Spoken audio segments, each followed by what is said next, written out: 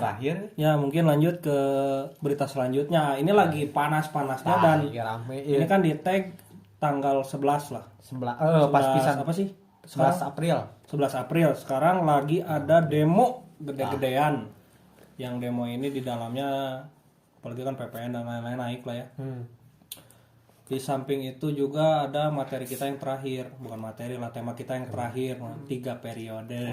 Siap Yang sekarang juga banyak lagi didemoin di beberapa daerah lah gitu. Apalagi di Jakarta. Hampir seluruh Indonesia nggak sih? Orang nggak tahu sih, orang nggak ikut si beritanya, cuma yang sekarang lagi gede teh di Jakarta, Bandung juga ada. Kota-kota besar berarti ya. Kota-kota besar lah. Di Sumatera juga ada kalau nggak salah. Di Sumatera juga ada kalau nggak salah. Dan kemarin katanya sih BMSI nuruninnya 1.000 orang di Jakarta, dan kepolisian untuk mengelola itu ya sekitar 6 ribuan. Nah yang tadi baca di Tempo gitu kalau nggak salah. Ini mah langsung saja saya akan bertanya ke Firly, apakah Firly setuju dengan 3 periode atau tidak? Tolong dijawab. Wah anjing anjing dikit.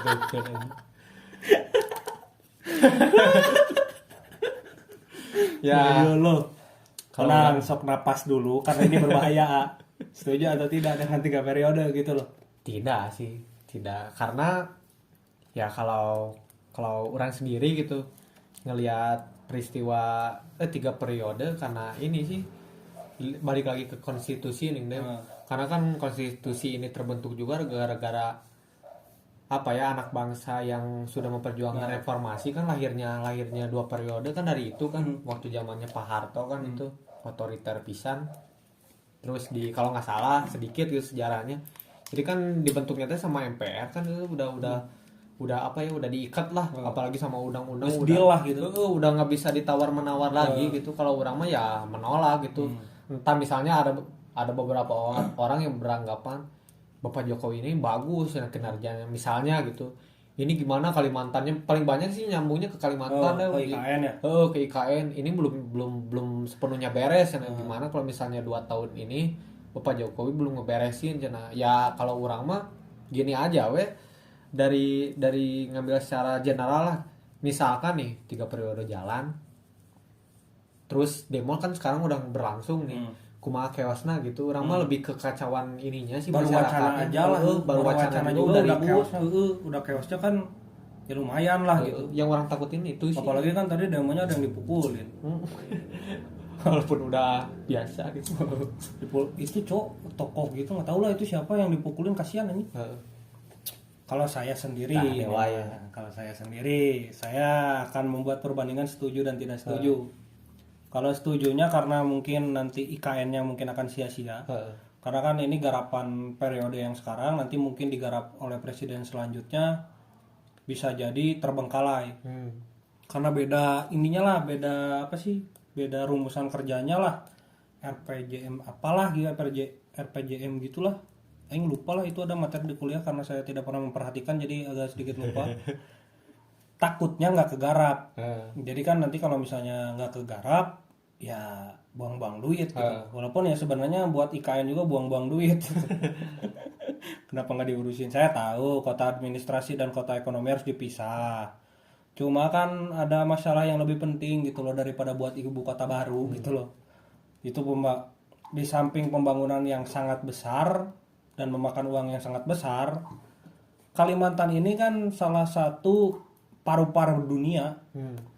Ya kalau buat misalnya IKN lah gitu, ibu kota negara baru, ya setidak-tidaknya mungkin 2.000 hektar mah dibabat eta hutan.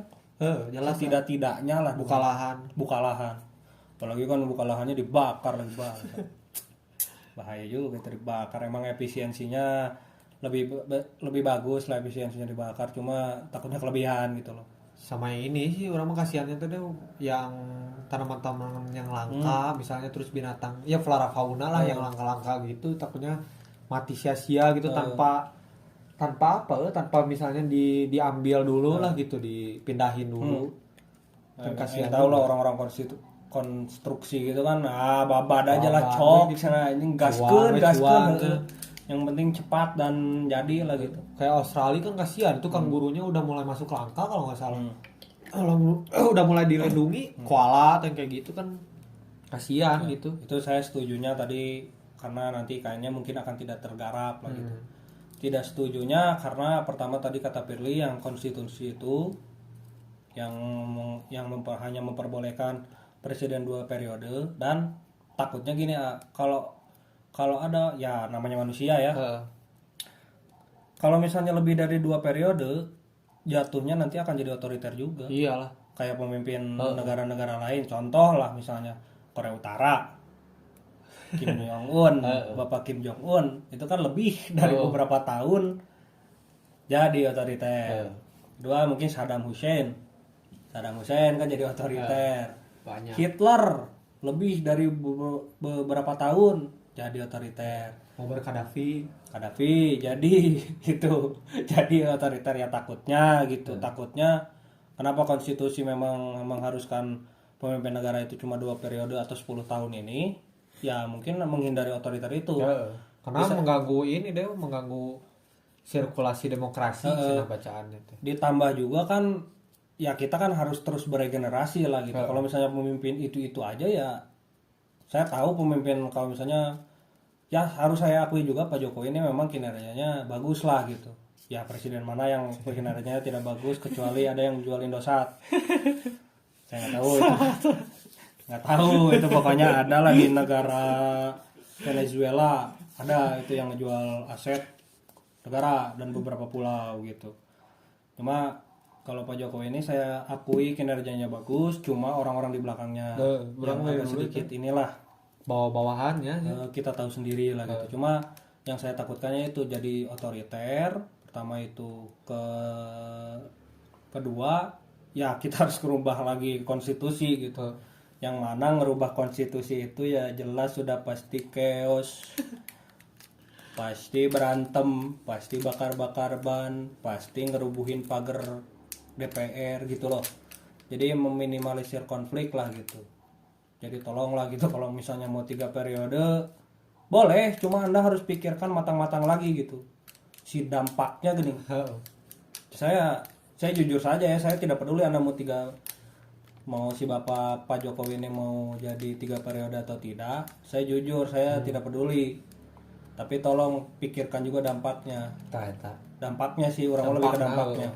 Karena ya pemikiran jelek orang lah gitu, mau siapapun yang mimpinnya hidup kita kan tetap seperti ini gitu loh. Tetap aja gitu. Bukan negara maju apalagi kan bekas jajahan kita. Bekas jajahan terus emang orang-orangnya suka cuan. Jadi ya akan tetap seperti itu saja. Cuma impactnya lah gitu. Anda harus memikirkan si dampaknya ini apakah 3 periode ini bagus atau tidak gitu. Dan sedikit informasi, kita kan di tag ini tanggal 11 April pas demo. Ya pas lagi di demo tadi lihat di berita, nggak tahu ya benar atau enggaknya, cuman tadi ada berita di mana gitu, TV One di mana gitu, pokoknya di berita lah di TV Bapak Jokowi sudah mengambil sikap tegas bahwa tidak akan 3 periode. Makanya ini buat anak-anak yang mendengarkan gitu, khususnya yang ngedemo, ini Bapak Jokowi udah ngeluarin ya tong riwa-riwa teuing lah gitu. Ya aing teh nggak mau nih 3 periode.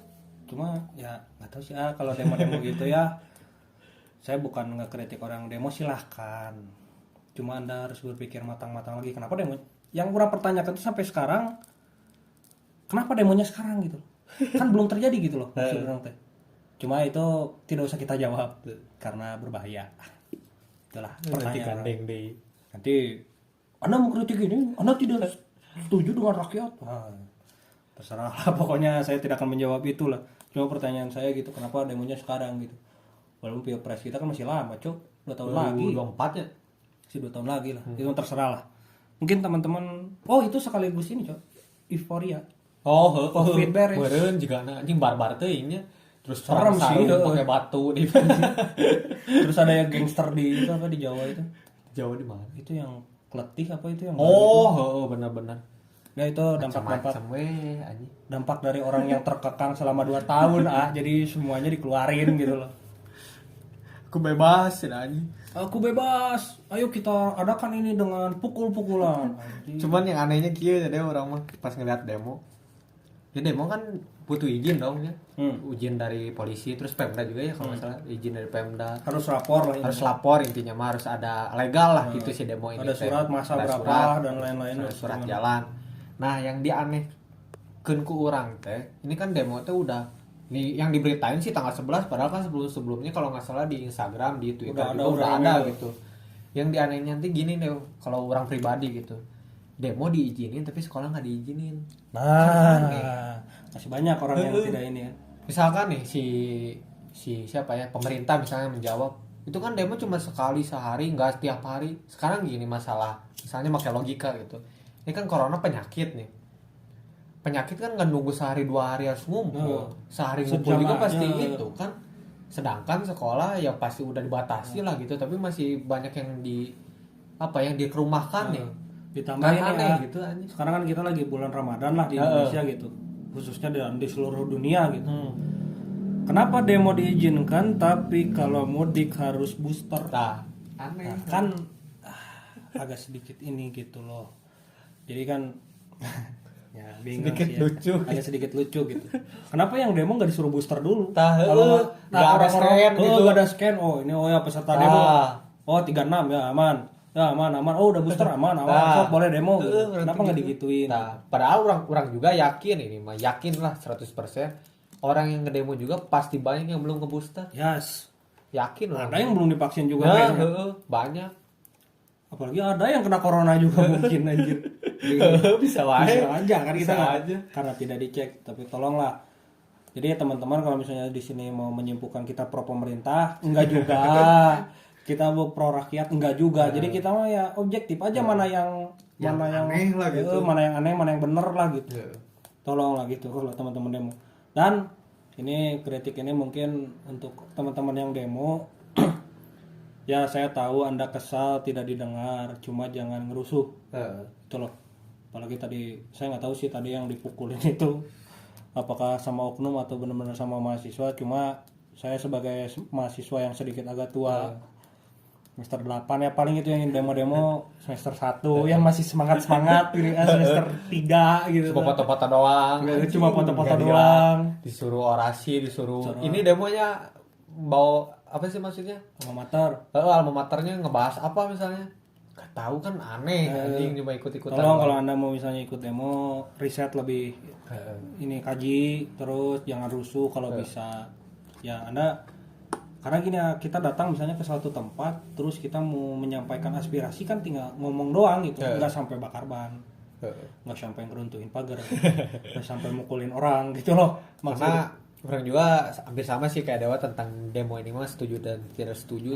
Tidak setujunya teh ya benar tadi yang tentang apa sih yang dorong-dorong gerbang, terus aku saya dan Dewa juga kan punya teman polisi ini, bukannya pro polisi atau gimana, cuman sebagai teman gitu resah juga dia ngejaga orang demo, karena kan demo kan ada jadwalnya kan, ada jamnya gitu, sampai jam 5 nya deh kalau nggak salah, jam 5 itu diterus-terusin ya itu kan konsekuensi harus dibubarin gitu. Ditambah kan demo ini kan buat macet gitu. Orang berpikirnya kasihan bapak-bapak, misalnya bapak-bapaknya teh Gojek gini. Apalagi sekarang puasa, mau beli makanan buat keluarganya, mau beli takjil, terus kehambat jadi keluarganya teh nggak makan gitu gara-gara kemacetan di jalan gitu, anak-anaknya udah pucat di rumah gitu. Ya kasihannya gitu sih. Tolonglah kalau misalnya Anda mau nyampaikan aspirasi silahkan, karena itu juga ya dijamin sama undang-undang lah gitu. Undang-undang tahun 99 kalau nggak salah dijamin itu. Cuma tolong di dalam undang-undang itu kan tidak ada Anda demo harus membakar ban, Anda membakar pos polisi, Anda mukulin orang kan tidak ada gitu. Ini mah apa ya, buat kedua belah pihak lah ini mah ya. Di sisi lainnya mahasiswanya ada yang salah juga, di polisinya juga mungkin ada yang salahnya juga gitu. Ya dua-duanya harus dibenahi sih kalau kata orang. Ya oknum-oknumnya gitu. Jangan represif lah gitu, jangan menpentung-pentung gitu. Kalau bisa dirudal aja. Kita terang. Ya, itulah teman-teman ya. Mungkin teman-teman juga bisa menyimpulkan dari obrolan kita lah. Ini sebenarnya terlalu singkat untuk dibahas, tapi karena kita lagi belajar. Kita juga lagi belajar untuk mengestimasi waktu gitu. Jadi teman-teman silakan ini sendirilah, simpulkan sendiri apakah obrolan awam pro pemerintah atau pro rakyat gitu loh. Karena Aing teh benci kalau misalnya Anda pro pemerintah, Anda pro rakyat. Nah, bacot. Yang pro pemerintah bisa jadi pro rakyat kalau udah turun dari DPR. Begitu juga masyarakatnya udah pro masyarakat, udah naik ke parlemen, tetap jadi pro pemerintah gitu loh. Jadi kita di tengah-tengah saja netral. Urang mah pro yang waras, intinya mah gitu nih. Kita mah pro yang waras lah gitu. Yang waras, kebijakan goreng misalnya atau kelakuan yang jelek dari pemerintah atau masyarakat. Ya udah, ya emang jelek gitu. Emang jelek nggak usah lagi bagusin lah gitu.